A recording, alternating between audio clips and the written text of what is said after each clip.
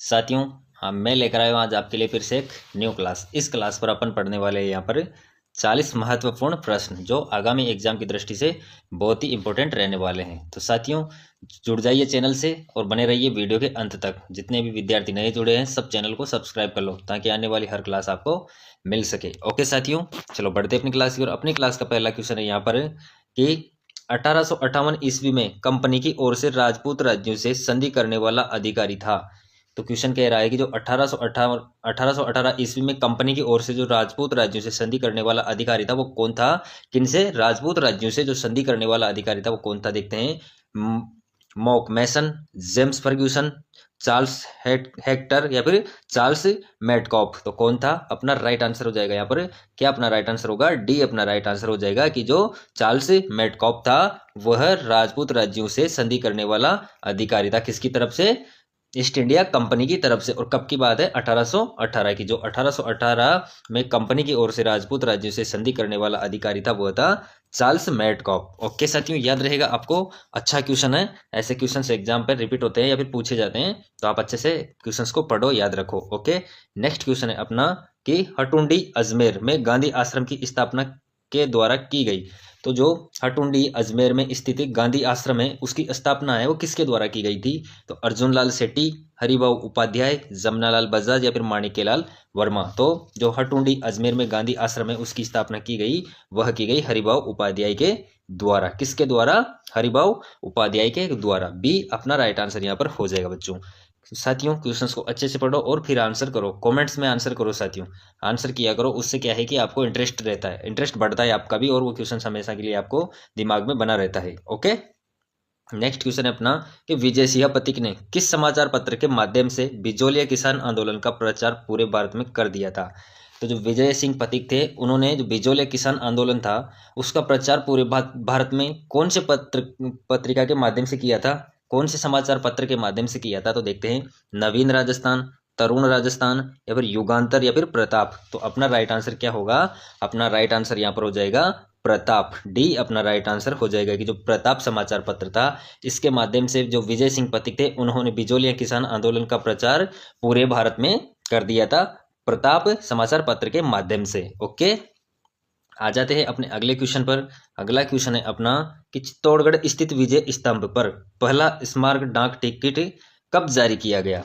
तो जो चित्तौड़गढ़ पर स्थित जो विजय स्तंभ बना हुआ है उस पर पहला स्मारक डाक टिकट है वो कब जारी किया गया? तो 1974 में, 1949 में, 1986 में या फिर 1957 में। तो अपना राइट आंसर क्या होगा मेरे साथियों, बताओ फटाफट से कमेंट्स में आंसर करो कि जो चित्तौड़गढ़ विजय स्तंभ पर पहला स्मारक डाक टिकट जारी हुआ वह हुआ 1949 को। कब हुआ?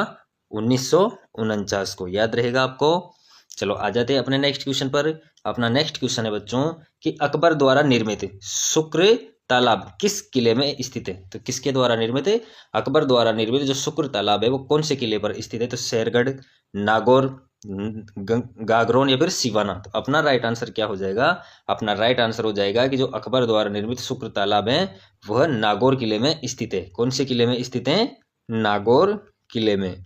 ओके, चलो नेक्स्ट क्वेश्चन अपना कि लोदरवा प्रसिद्ध है। तो जो लोदरवा स्थान है वो किस लिए प्रसिद्ध है? तो जैनियों के लिए, सिखों के लिए, जाटों के लिए या फिर गुजरों के लिए। तो जो लोदरवा प्रसिद्ध है वो किसके लिए प्रसिद्ध है? तो वह है जैनियों के लिए, कि जो लोदरवा स्थान प्रसिद्ध है वो है जैनियों से जुड़ा हुआ स्थान है। नेक्स्ट क्वेश्चन है अपना कि शिक्षा संत के रूप में प्रसिद्ध स्वामी केशवानंद का जन्म कहाँ हुआ? जो शिक्षा संत के रूप में प्रसिद्ध केशवानंद है उनका जन्म स्थान है वो कहाँ है? तो कहाँ पर उनका जन्म हुआ?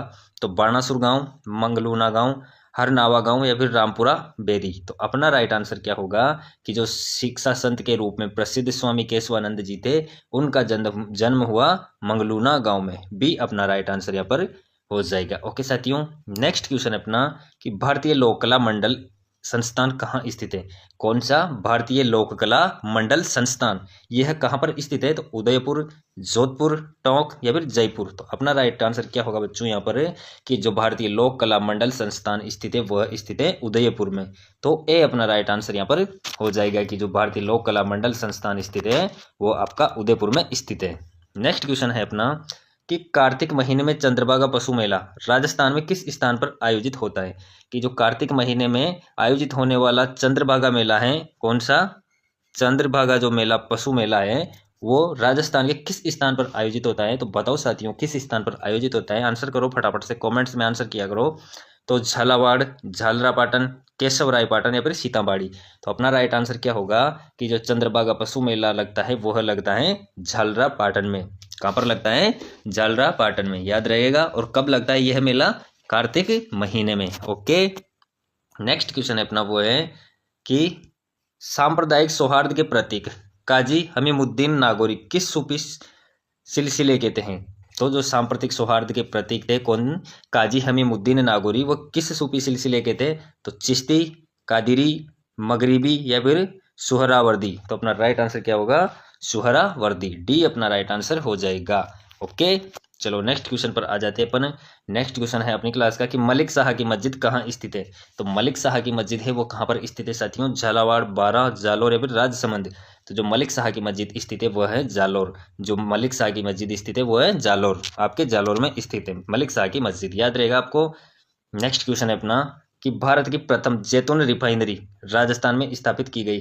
तो भारत की, पूरे भारतवर्ष की प्रथम रिफाइनरी किस पर आधारित है? जो जैतून रिफाइनरी है पूरे भारतवर्ष में वह राजस्थान में किस स्थान पर स्थापित की गई है? तो पंचभद्रा में, लूणकरणसर में या फिर अमरसागर में या फिर सूरतगढ़ में। तो अपना राइट आंसर क्या होगा बच्चों? अपना राइट आंसर यहाँ पर हो जाएगा, वो होगा बी, लूणकरणसर में। कि जो भारत की प्रथम जैतून रिफाइनरी आज राजस्थान में स्थापित की गई थी वह थी लूणकरणसर में। ओके, याद रहेगा। नेक्स्ट क्वेश्चन की ओर चलते हैं अपन। नेक्स्ट क्वेश्चन है अपनी क्लास का यहाँ पर पहले साथियों कि ईसरदा बांध परियोजना किन जिलों में निर्मित किया गया है। तो ईसरदा बांध परियोजना है वो किन जिलों में निर्मित किया गया है, बताओ साथियों। आंसर करो फटाफट से। तो टोंक, सवाई माधोपुर, कोटा और बारां, झालावाड़ और बारां, डूंगरपुर और बांसवाड़ा। तो अपना राइट आंसर क्या होगा कि जो ईसरदा बांध परियोजना है वह निर्मित की गई है टोंक और सवाई माधोपुर में।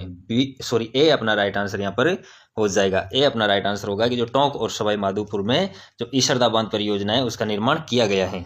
ओके, नेक्स्ट क्वेश्चन है अपना कि निम्नलिखित में से कौन सा सही सुमेलित नहीं है। स्थलाकृति अवस्थित के अनुसार है कि इनमें से सुमेलित कौन सा नहीं है। तो उड़िया का पठार माउंट आबू, भाकर पूर्वी सिरोही, लसाड़िया पठार राजसमंद, बोराट पठार कुंभलगढ़ से गोगुंदा के मध्य। तो कौन सा है जो असुमेलित है? तो सी अपना राइट आंसर हो जाएगा कि जो लसाड़िया का पठार है वो राजसमंद में नहीं है। ओके साथियों, याद रहेगा आपको अच्छे से। चलो आ जाते हैं अपना अगले क्वेश्चन पर। अगला क्वेश्चन कह रहा है यहाँ पर कि राजस्थान के निम्नलिखित में से किन जिलों में इंसेप्टिसोल्स मृदा पाई जाती है। तो जो इंसेप्टिसोल्स मृदा पाई जाती है वो कौन से जिलों में पाई जाती हैं। तो अपना राइट आंसर क्या होगा साथियों? अपना राइट आंसर यहाँ पर हो जाएगा बी। जो इंसेप्टिसोल्स नाम टाइप की जो मृदा पाई जाती है वो राजस्थान के कौन कौन से जिलों में पाई जाती है। तो वह पाई जाती है पाली, भीलवाड़ा और सिरोही। ये तीनों जिले हैं यहाँ पर इंसेप्टिसोल्स टाइप की मृदा पाई जाती है राजस्थान के अंदर। किस टाइप की? इंसेप्टिसोल्स टाइप की। ओके, याद रहेगा साथियों। आ जाते हैं अपने नेक्स्ट क्वेश्चन पर। नेक्स्ट क्वेश्चन है यहाँ पर अपना कि जोधपुर का महामंदिर उपासना स्थल है। तो किसका उपासना स्थल है? जोधपुर का जो महामंदिर है वो किसका उपासना स्थल है? तो बताओ, विष्णोई संप्रदाय का, दादू संप्रदाय का, फिर राम सनेही संप्रदाय का, फिर नाथ संप्रदाय का। तो इनमें से किस संप्रदाय का उपासना स्थल है जोधपुर का महान मंदिर? तो अपना राइट आंसर हो जाएगा डी, नाथ संप्रदाय का। कि जो जोधपुर का महामंदिर है वो नाथ संप्रदाय का उपासना स्थल है। ओके, नेक्स्ट क्वेश्चन है कि बडार क्या है। तो जो बडार हैं वह क्या है एक प्रकार से? तो बडार देखते हैं, विवाह पर आयोजित भोज, राजस्थान की एक जनजाति, अंत्येष्टि की एक क्रिया या फिर राजस्थान की एक झील। तो बडार है साथियों आपके विवाह पर आयोजित एक भोज, यानी कि जो विवाह के समय वर या वधु पक्ष का जो यानी कि जो विवाह के समय जो आपको भोज करवाया जाता है उसे, उस भोज के आयोजन को क्या कहा जाता है? बडार कहा जाता है। ओके, याद रहेगा आपको। नेक्स्ट क्वेश्चन है अपना कि निम्न में से कौन सा युग्म सुमेलित नहीं है।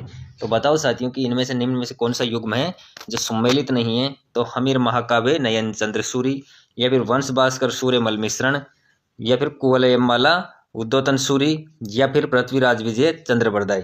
तो निम्न में से कौन सा सुमेलित नहीं है, तो वो नहीं है डी, पृथ्वीराज विजय चंद्र बरदाई। तो डी अपना राइट आंसर यहाँ पर हो जाएगा कि यह असुमेलित लग रहा है, सुमेलित नहीं है, क्योंकि हम्मीर महाकाव्य किसकी रचना है, नयन चंद्र सूरी की है, बिल्कुल है।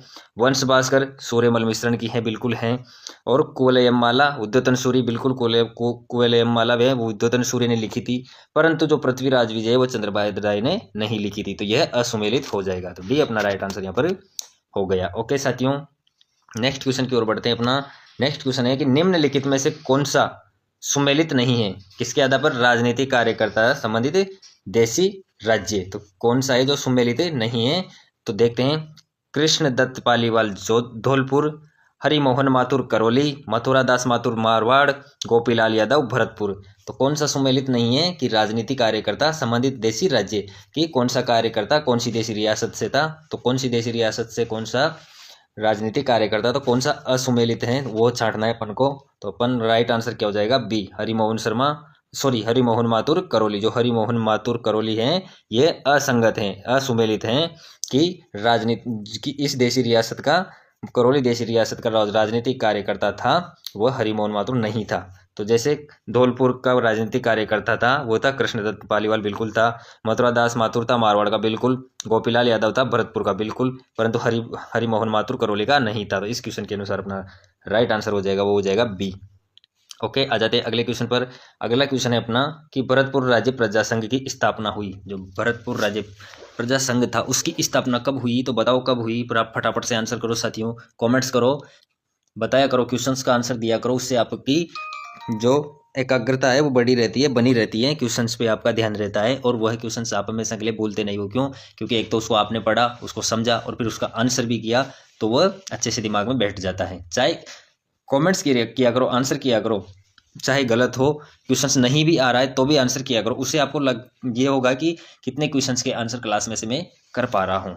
ओके, तो बताओ कि जो भरतपुर राज्य प्रजा संघ की स्थापना हुई वो कब हुई, तो 1937 में, 1928 में, 1938 में या फिर 1942 में। तो अपना राइट आंसर क्या होगा यहाँ पर, अपना राइट आंसर हो जाएगा बी, 1928 में जो भरतपुर राज्य प्रजा संघ की स्थापना हुई वो हुई 1928 को। ओके, नेक्स्ट क्वेश्चन है अपना 1857 की क्रांति के दौरान जयपुर के पॉलिटिकल एजेंट कौन थे।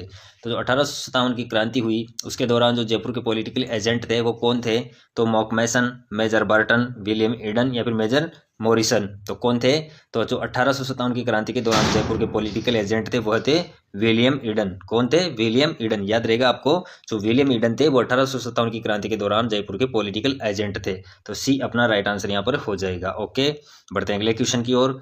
नेक्स्ट क्वेश्चन है अपना कि निम्नलिखित में से राजस्थान के किन जिलों के समूह में मुख्यतः कछारी मृदा पाई जाती है। कौन सी मृदा, कछारी मृदा जो मुख्यतः रूप से पाई जाती है वो कौन से जिलों में पाई जाती है, तो राजस्थान के ऐसे कौन से जिले हैं जहाँ पर कछारी मृदा मुख्य रूप से पाई जाती है, क्वेश्चन पूछ रहा है। तो अपना राइट आंसर क्या होगा देखते हैं, भरतपुर, धौलपुर, बांसवाड़ा, डूंगरपुर, कोटा, बूंदी, बीकानेर, जैसलमेर। तो अपना राइट आंसर क्या हो जाएगा, अपना राइट आंसर हो जाएगा भरतपुर और धौलपुर की जो कछारी मृदा पाई जाती है वो पाई जाती है भरतपुर और धौलपुर जिलों में।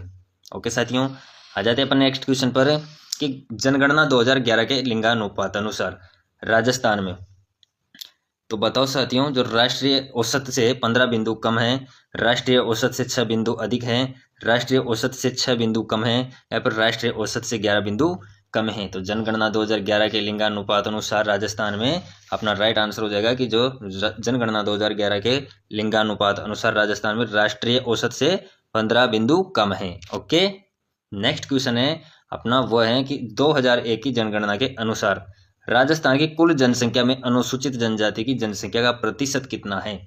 तो बहुत अच्छा क्वेश्चन है साथियों, और पिछले एग्जाम का क्वेश्चन है कि 2011 की जो जनसंख्या जनगणना हुई उसके अनुसार क्वेश्चन पूछ रहा है कि राजस्थान की कुल जनसंख्या में, जो राजस्थान की टोटल जनसंख्या थी, टोटल पॉपुलेशन थी, उसमें अनुसूचित जनजाति की जनसंख्या का प्रतिशत कितना था। यानी कि जो अनुसूचित जनजाति थी उसका प्रतिशत था वो टोटल पॉपुलेशन में कितना था। तो देखते हैं, 14.8%, 16.9%, 13.9% या फिर 13.3%। तो अपना राइट आंसर क्या होगा, अपना राइट आंसर हो जाएगा सी, 13.9%। 13.9% था वो था अनुसूचित जनजाति का जो जनसंख्या प्रतिशत था वो रहा 13.9%। जो राजस्थान की टोटल जो पॉपुलेशन थी उसमें 13.9% की योगदान था, या फिर 13.9% जो हिस्सा था वह था अनुसूचित जनजाति का। तो अपना राइट आंसर हो जाएगा सी। ओके साथियों, क्वेश्चंस को अच्छे से अपने दिमाग में बिठा लो, अच्छे से रट लो, चाहे कौन कैसी भी नीति से अपनाना पड़े अपन को, साम दाम दंड भेद नीति चाहे जो भी लगानी पड़े, अपना मेन मोटिव है क्वेश्चंस को याद रखना, क्वेश्चंस को समझना और उसको पढ़ते हुए रहना। ओके, तभी अपने क्वेश्चन दिमाग में बना रहेगा। एग्जाम हॉल पे तभी क्वेश्चन देखते ही आंसर आपको तभी आ पाएंगे जब आप अपने आप को इतना प्रगाढ़ बना दोगे, इतना तपा लोगे, इतना अपने आप को शार्प कर लोगे, इतना अपने आप को समय दे चुके होगे। ओके, तभी सफलता की ओर अग्रसर हो पाओगे, अच्छे से एग्जाम कर पाओगे साथियों। तो लग जाओ तैयारी में, तैयारी बहुत अच्छे से करो और बहुत तरीके से करो, बहुत लगन के साथ करो, ताकि आप में खुद में इंटरेस्ट बढ़े कि हाँ मुझे पढ़ना है। अपने आप से कॉम्पीट रखो, अपने आप को खुद को झोंको, तभी सफलता मिलेगी साथियों। ओके, चलो आ जाते हैं अपने क्वेश्चन पर। अपना क्वेश्चन है कि निम्नलिखित में से किस षड्यंत्र केस में प्रताप सिंह बारठ को कारावास दिया गया था। तो प्रताप सिंह बारठ थे, उनको कारावास दिया गया था, वो किस षड्यंत्र के तहत दिया गया था। तो देखते हैं अलीपुर षड्यंत्र मुकदमा, लाहौर षड्यंत्र मुकदमा, उदयपुर षड्यंत्र मुकदमा, या फिर बनारस षड्यंत्र मुकदमा। तो कौन से मुकदमे के तहत प्रताप सिंह बारठ को कारावास दिया गया था। तो वह दिया गया था बनारस षड्यंत्र मुकदमा के तहत, कि जो बनारस षड्यंत्र मुकदमा था उसके तहत प्रताप सिंह बारठ को कारावास की सजा दी गई थी। ओके साथियों, आते हैं अपने नेक्स्ट क्वेश्चन पर। नेक्स्ट क्वेश्चन है अपना कि निम्नलिखित में से कौन सा आभूषण मानव अंग सुमेलित नहीं है। तो एक तरफ तो यहाँ पर दिया गया है मानव अंग, एक तरफ तो दिया गया है यहाँ पर आभूषण, दूसरी तरफ दिया गया है अंग। तो कौन सा अंग कौन से आभूषण पर नहीं पहना जाता है। तो 4 ऑप्शन है, उनमें से एक ऑप्शन ऐसा है जो गलत है, तो उसको अपन को पहचानना है। तो सुरलिया कान, तिमणिया गला, रमजोल कलाई, तगड़ी कमर। तो कौन सा आभूषण कौन से अंग में पहना जाता है, तो कौन सा असुमेलित है। तो सी अपना राइट आंसर हो जाएगा, रमजोल कलाई पर नहीं पहना जाता है। बाकी जैसे सुरलिया हो गया कान में पहना जाता है, तमणिया हो गया गले में पहना जाता है, तगड़ी हो गई कमर पे पहनी जाती है। तो असुमेलित पूछा है तो असुमेलित कौन सा हो जाएगा, सी अपना राइट आंसर यहाँ पर हो जाएगा। ओके साथियों, नेक्स्ट क्वेश्चन है श्रीधर अंधारे को किस चित्रशैली को प्रकाश में लाने का श्रेय दिया जाता है। तो जो श्रीधर अंधारे हैं उनको कौन सी चित्रशैली है जिसको प्रकाश में लाने का श्रेय दिया जाता है साथियों। तो देखते हैं किशनगढ़, देवगढ़, शाहपुरा या फिर उनियारा। तो अपना राइट आंसर यहाँ पर हो जाएगा देवगढ़ की जो देवगढ़ चित्रशैली है उसको प्रकाश में लाने का श्रेय दिया जाता है, वो दिया जाता है श्री अंधारे को। ओके, नेक्स्ट क्वेश्चन है अपना यहाँ पर, वह है कि साहिबदीन नामक चित्रकार को मेवाड़ के किस शासन का संरक्षण प्राप्त था। तो साहिबदीन नामक चित्रकार था, उसको मेवाड़ के किस शासक का संरक्षण प्राप्त था साथियों। तो बताओ, महाराणा राज सिंह, महाराणा अमर सिंह, महाराणा जगत सिंह प्रथम, या फिर महाराणा कुंभा। तो अपना राइट आंसर क्या होगा यहाँ पर, कि जो साहिबदीन नामक चित्रकार को मेवाड़ के शासक थे महाराणा जगत सिंह प्रथम, उनका संरक्षण प्राप्त था। साहिबदीन नामक चित्रकार को किसका संरक्षण प्राप्त था, महाराणा जगत सिंह प्रथम को। ओके, बढ़ते हैं अगले क्वेश्चन की ओर। नेक्स्ट क्वेश्चन है अपना कि फल्गुबाई का संबंध किस लोक नृत्य से है। तो फल्गुबाई का कौन से लोक नृत्य से संबंध है बताओ। भवाई नृत्य, चरी नृत्य, कालबेलिया नृत्य, या फिर तेरहताली नृत्य। तो अपना राइट आंसर यहाँ पर हो जाएगा बी, चरी नृत्य से। तो जो फल्गुबाई का संबंध है वो नृत्य कौन सा है, फल्गुबाई का चरी नृत्य। चरी नृत्य फल्गुबाई द्वारा किया जाने वाला नृत्य था। नेक्स्ट क्वेश्चन है निम्नलिखित में से कौन सा वाद्य यंत्र बाकी 3 से अलग है। तो 4 ऑप्शन में से 3 वाद्य यंत्र तो ऐसे हैं जो लगभग एक प्रकार से हैं और एक अलग है, तो अपन को उस अलग वाले को पहचानना है। तो देखते हैं, खड़ताल, मशक, शहनाई या फिर अलगोजा। तो अपना राइट आंसर क्या होगा, खड़ताल। तो जो खड़ताल है ये बाकी तीनों से अलग है, क्योंकि जो मशक, शहनाई और अलगोजा तीनों हैं जो हवा से बजाए जाने यानी कि फूंक मार के बजाए जाने वाले यंत्र हैं। बाकी जो खड़ताल है वह इन तीनों से अलग हैं। तो अपना राइट आंसर यहाँ पर हो जाएगा ए। ओके बच्चों, चलो नेक्स्ट क्वेश्चन की ओर बढ़ते हैं। नेक्स्ट क्वेश्चन है अपना 1857 की क्रांति में अंग्रेज एवं जोधपुर राज्य की संयुक्त सेना को किसने पराजित किया। बहुत अच्छा क्वेश्चन है कि जो 1857 का विद्रोह था, क्रांति थी, उसमें अंग्रेज एवं जोधपुर राज्य की संयुक्त सेना थी। एक तरफ तो कौन, अंग्रेज और जोधपुर की राज्य की, जोधपुर का जो राज्य था उसकी सेना, यानी कि दोनों की संयुक्त सेना, और एक तरफ दूसरी कौन कौन सी सेना थी जिसको पराजित किया था?